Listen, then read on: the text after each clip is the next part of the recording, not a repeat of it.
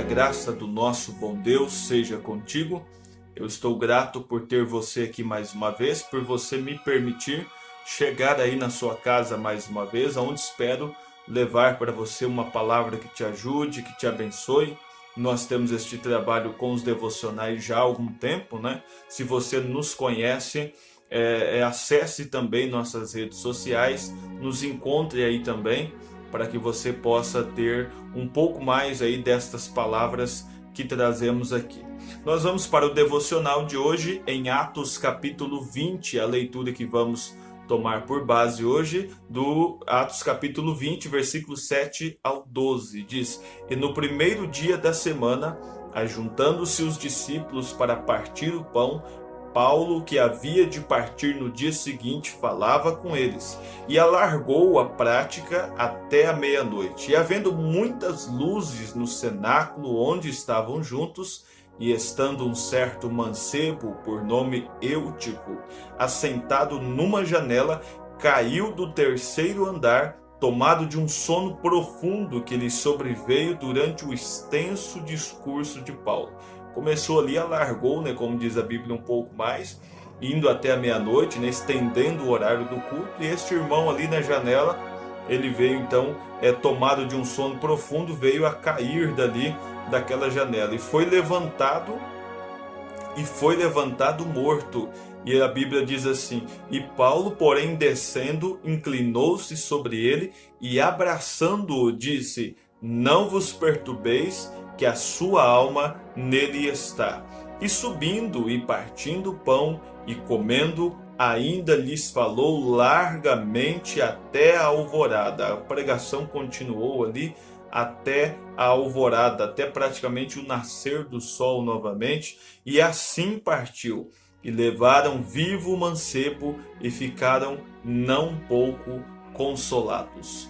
Então você nota, essa escritura é uma escritura que nos chama um pouco a atenção, né? Creio que você que já conhece um pouquinho da palavra de Deus e conhece um pouco desta mensagem, sabe mais ou menos aonde isto leva a gente a pensar. O irmão Brana tratou disso aqui na mensagem, a maneira de um verdadeiro profeta, pregada dia 19 de janeiro de 1963. E nesta mensagem, olha o que ele diz aqui para nós: se o pastor prega por mais de 20 minutos, a junta de administradores o chama até uma das dependências e diz: olha aqui, pastor, não te trouxemos aqui para fazer algo como isso. Temos um programa de 20 minutos aqui. Temos aqui um horário estabelecido, né? Temos aqui uma norma de 20 minutos. E ele diz: então, quando der o tempo, despeça a igreja. E o irmão Brana diz: o que ele necessita fazer é chutar para fora aquele grupo de cooperadores e tomar a Bíblia e pregar a noite toda, assim como fez Paulo, e então ver o morto ressuscitar. Exatamente.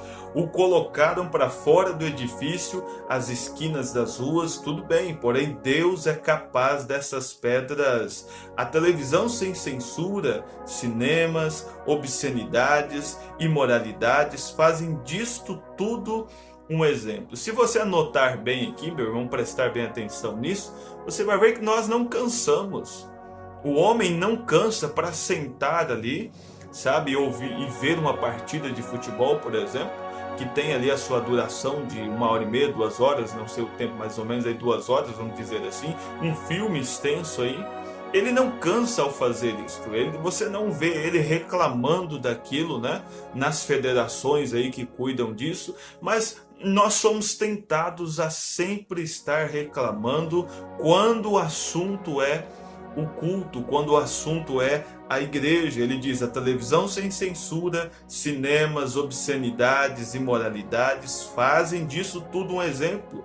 Observe os nossos jovens hoje, nossas jovens, vejam os pequeninos companheiros voltando da escola com não mais que 6, 7, 8 anos de idade, fumando cigarros. Era uma coisa que tomou ali a América naquele tempo, né? E hoje você nota isso também, infelizmente, em algumas regiões. E ele diz: por quê? Porque a mãe deles provavelmente deu o exemplo. Essa é a questão aqui. um pouco disso, desse descontrole do jovem hoje, sai da própria casa. Sai da ausência de exemplo daquela mãe, da ausência de exemplos daquele pai, que leva o filho a achar que aquele é o tipo de vida normal. Então ele diz assim: se não foram elas, então é alguma das crianças com as quais tem amizade. Observe com quem as suas crianças estão brincando. É verdade. Aí ele veio para o exemplo dele. Há algum tempo atrás, a minha esposa sabe disso. Estávamos sentados à mesa e o meu pequeno José deixou escapar uma palavra que faria um marinheiro embriagado se envergonhar. Ele diz: eu me virei e disse: o que é isto? Em outras palavras, de onde você está aprendendo isso? Você não vê seu pai falar dessas coisas, você não vê sua mãe expressar-se desta maneira. O que é isto? E a mãe pareceu desmaiar, assustada com aquela palavra que a criança disse. E o pequeno companheiro lançou um olhar inocente. Ele disse: qual é o problema, papai? E grandes lágrimas corriam de seus olhos. E eu disse: jamais diga uma coisa como essa. E então ele não sabia do que se tratava tudo aquilo, a criança. Viemos a descobrir que as crianças na escola estavam usando aquela palavra suja, e eu disse: querido, isto é do diabo. Filho, não repita mais isso, não fale mais isso. Mas o que é, irmãos? Aí você nota isso, a figura do pai, a figura da mãe está ali para bloquear estas coisas. Quando a mãe não importa mais, quando o pai não importa mais, aí deixa simplesmente as coisas correrem solto, sabe? Achando que tratar de filhos é assim, é simplesmente deixar as coisas. Então, isso gera esses problemas lá na frente, vai gerar uma delinquência lá na frente, vai gerar para você mesmo um transtorno. A boa mãe sabe disso, ela cuida agora para que não tenha problemas lá na frente. Mas a mãe que não tem este conhecimento, ela solta a criança agora, e quando ela começa a dar problema, então ela diz: agora eu vou segurar. E aí você não faz isso mais. Sozinho você não dará conta disso mais. Então ele diz: veja, aí está, chegamos a um ponto, irmão, que é cão devorando cão. Esta é a situação. Cão devorando cão em tamanha conglomeração de pecado. Você sabe disso, você não precisa nem estar na igreja para saber disso. De quantas coisas aí estão complicadas ao teu redor, quantos problemas você está vendo aí, quantos pecados sendo cometidos, e você às vezes nem estando na igreja, mas você já vê isso de uma forma tão clara. Ele diz assim: olha, veja a que ponto chegamos. Ó, que coisa, os programas de televisão, os amantes do pecado, os amantes de prazeres. Ó, que coisa, 20 minutos é o suficiente.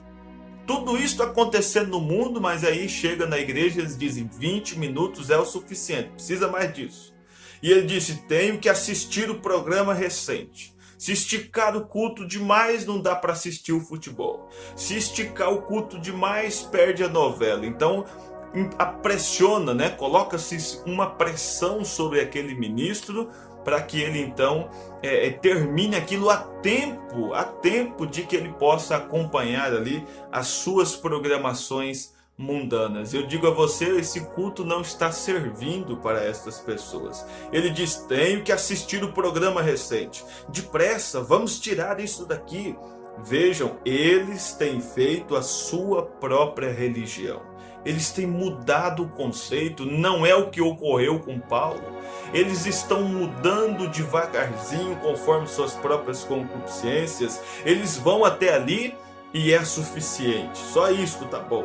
Mas vos digo, um verdadeiro homem ou mulher que é nascido do Espírito de Deus permanecerá horas após horas bebendo da palavra de Deus, e aquilo não é cansativo. Se o culto tiver que se estender um pouco, lógico, não é isso todos os dias, né? Entendemos isso, vamos fazer todo dia uma vigília, pegar da quarta-feira e virar à noite, toda quarta, toda sexta, não é isto.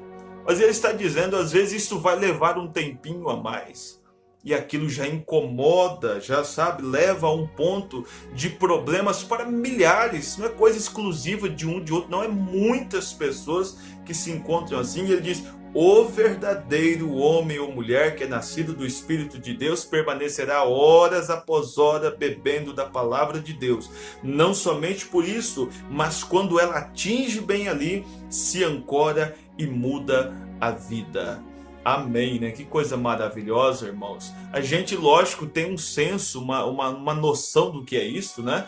Pessoas idosas, pessoas já com problemas de saúde, aquilo há uma compreensão ali entre 45 e 50 minutos, a gente não excede este tempo, mas compreendendo que a palavra tem nos dito isto, a gente não pode limitar um culto para que você possa participar. Ah, pastor, diminua o culto hoje porque vai ter uma festa ali. Isso não existe, viu? Não é assim que as coisas funcionam. Deus tem que estar em primeiro lugar. Amém? Coloque Ele em primeiro lugar na sua vida, no seu dia, sabe? Pega um compromisso, é dia de culto, estarei ali. É dia de assistir um culto, como estamos tendo agora, né? Online apenas. Faça isto, assista online. Se pode estar na igreja, vá na igreja. Participe, faça daquilo um compromisso entre você e Deus. Não é nem você e a igreja, você e Deus. Faça este compromisso e Ele te abençoará grandemente. Querido Deus, graças te damos por estes tempos maravilhosos que o Senhor nos concede aqui através desses devocionais, aonde dia após dia vamos sendo ajudados, vamos sendo conformados, às vezes até, Deus, como hoje a Escritura nos levou a isso, às vezes até um puxãozinho de orelha vem para nós, logo pelo amanhecer, mas isto é para nos ajudar, isto é, Senhor, para, ó Deus, fazer com que cresçamos na Tua graça, no Teu conhecimento, e tenho certeza, ó Deus, que isto é compreendido pelos ouvintes com amor, com respeito, com carinho, Senhor, que a bênção da Tua palavra esteja com eles, em nome de Jesus Cristo te pedimos isto, Senhor. Amém, Jesus. Amém.